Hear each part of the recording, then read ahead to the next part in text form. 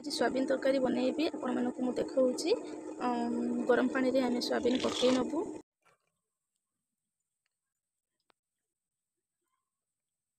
मैंने सोयाबीन को आम पकईकी रखिलु। एबे आमे ताको छाकी नबा। आमे आलू पकईबू। काटी नेछि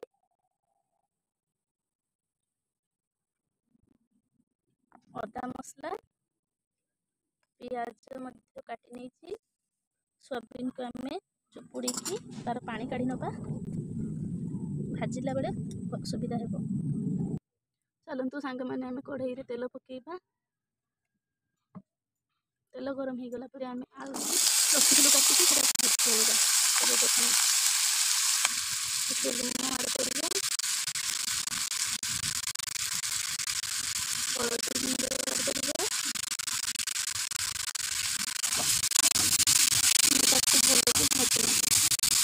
देखते सांग मैंने भल भाव भाजी हो गला।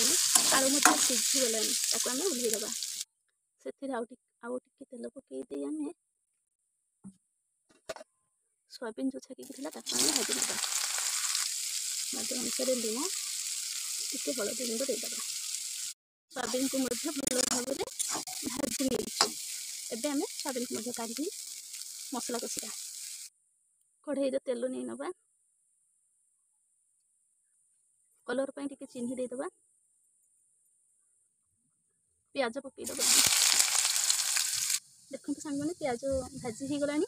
से आमे लंका गुंड पकईबा। पियाज उपर लंका गुंड पकईले तरकारीटा बहुत भल कलर आसी थाए। थरे बनईकी देखते सांग मैंने बहुत भल कलर आसते। टिके नाड़ी सारा पर आमे से मसला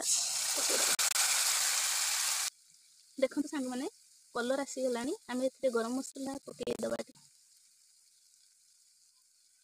आ साथी नुआ जिनस भृसंग पत्र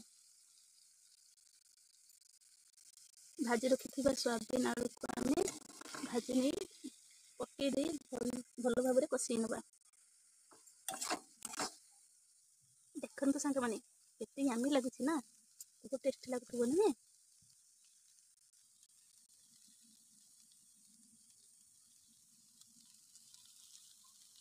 सांग मैंने अल्प पानी दे फुटई नबा सोयाबीन भर को मसला कषिबा। स्वाद अनुसार लुण देदेबा। देखते सांग मैंने आसला सोयाबीन आलू लास्ट आमे कस्तूरी मेथी को